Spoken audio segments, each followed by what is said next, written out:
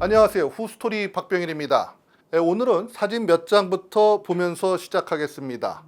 한 요양병원에서 한 달여 동안 입원했던 70대 여성 환자의 모습입니다. 그래 보면은 때 자국이에요. 그다음에 이런 거는 피부염인데 안 씻거나 건성이 있으면 생길 수 있는 거. 그다음에 보면 여기 기가 눌려가지고 이것도 그 욕창의 일종이에요. 이런 어머니 모습을 본 딸, 경악을 금치 못했다고 합니다. 이게 지금 살아있는 사람의 손이에요. 이게 지금 뭐 짐승손도 아니고 이게 뭐예요? 코로나19 때문에 문병이나 면회가 금지돼 한 달여 동안 전혀 몰랐었다는 겁니다. 전혀 몰랐죠. 왜냐면 이 40일 동안 거기서 아예 철저히 면회도 안 됐고 다른 일반 병원으로 옮길 때 퇴원하는 당시 엄마 모습을 봤으니 기가 찰 노리시죠. 이뿐만이 아닙니다. 근데 더 이제 결정적인 게 이 이빨이 앞니가 이제 돌출이 됐잖아요. 멀쩡했던 아랫니마저 앞으로 빠질 듯 돌출돼 있더라는 겁니다. 근데 이게 입으로 한 석션이 잘못돼서 이렇게 된 거예요, 이빨이. 의식이 없는 환자들은 입안에 뭔가 들어가면 딱 무는 게 뇌질환 환자들의 특징이라고 있더래요. 근데 이거를 엄마가 딱 물었으니까 이제 이 개념 없는 사람들은 잡아 빼려고 하게 되면 웬만한 생리 일반 젊은 사람들 잡아 빼면 이게 흔들리지 않겠어요? 그런데 말이죠. 어머니가 이 지경에 이르기까지 경과를 들어보면 더욱 기가 막힙니다.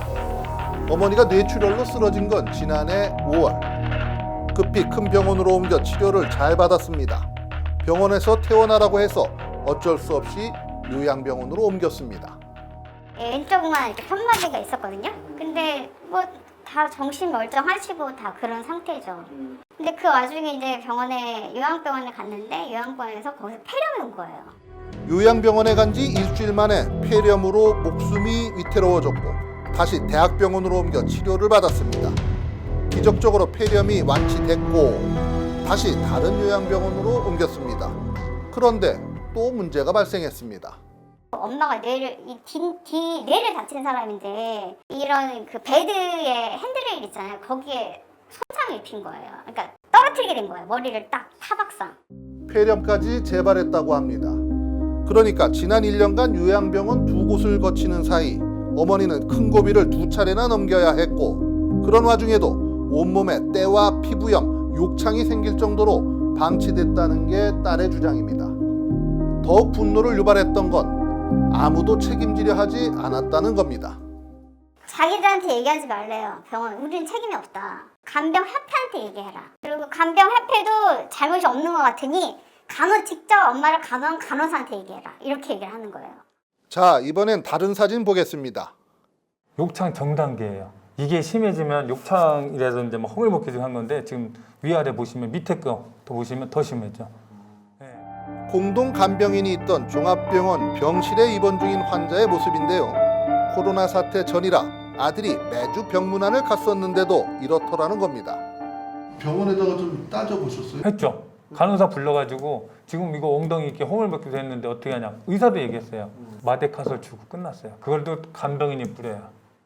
김 씨는 이 일을 SNS를 통해 공유했는데 그 뒤로 자기도 비슷한 일을 당했다는 제보들이 쏟아져 들어왔다고 합니다. 그 끈이라든가 아니면 그 압박 보호대를 일부러 묶어놓는 거예요. 편의를 위해서. 이게 환자가 먹는 물병이에요.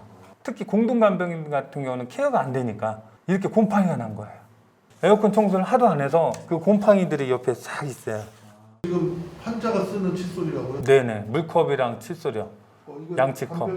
환자들을 이제 폭행을 하거나 또 이제 함부로 막 휠체어에 던지듯이 침대에 던지듯이 많이 했거든요.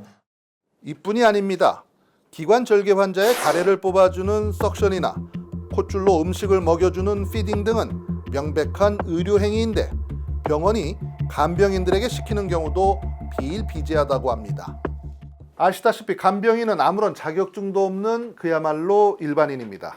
그들이 이런 의료행위를 해도 문제는 없는 걸까요? 매번 석션 때문에 흡인성 폐렴 걸려가지고 3차 병원 응급실을 실려가고 이게 서너 번이 됐었어요.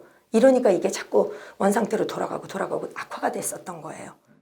이 여성의 어머니는 간병인들이 석션을 잘못하는 바람에 여러 차례 큰 위기를 겪었다고 합니다.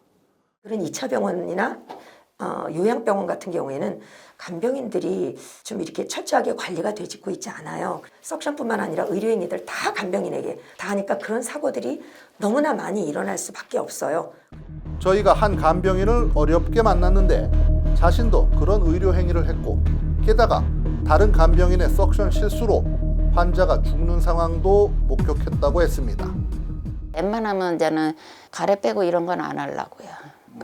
그러고 하다가 또 조금 이렇게 환자분이 그냥 이렇게 가시는 분도 계셔요. 아, 돌아가신다. 그러니까 이래 보다가 어르신들 돌아가실 때 그게 트라우마가 생기더라고요. 간병 비용은 환자가 냅니다. 코로나 사태로 간병인 공급이 줄어 1인 간병인은 하루 10만 원에서 15만 원, 공동 간병인은 하루 4, 5만 원 정도 합니다. 병원의 입장에선 간병인들에게 이런 의료 행위를 시킴으로써 간호 인력을 줄일 수 있습니다. 그만큼 비용 절감이 됩니다. 원래 간호 인력이 하다가 보호자가 있으면 보호자가 더 해요. 장기 입원하신 분은 방법을 알려주고. 근데 이 일을 했던 보호자 대신에 간병인이 대처를 했던 거죠. 그러다 보니까 알게 모르게 하던 부분이었던 부분이 공공연하게 이제 드러나기 시작했던 거고.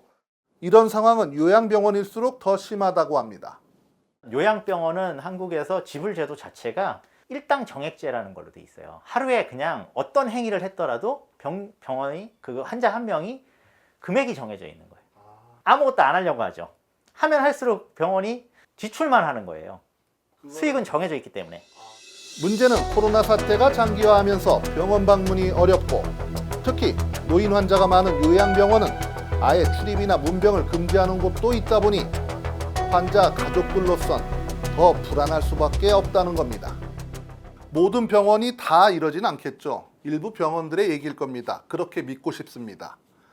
분명한 건 우리가 세계적으로 자랑할 만한 건강보험 제도를 가지고 있고 또 의료 선진국임에도 불구하고 간병제도는 여전히 70년대 수준에 머물러 있다는 겁니다.